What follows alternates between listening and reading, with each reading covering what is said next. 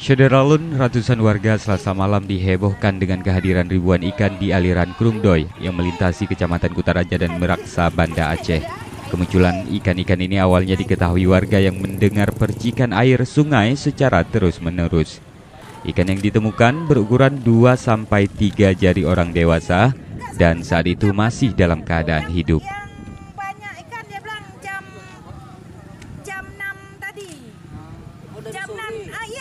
Jam 6 tadi banyak kali orang ada yang dapat satu ember, satu ini, dua ember ni ada dapat. Namun pada Rabu siang, Syederalun ikan itu sudah ditemukan mati mengapung. Sejauh ini belum diketahui penyebab kematian ikan ini. Sementara itu, beberapa warga diketahui sempat mengkonsumsi ikan jenis belanak itu.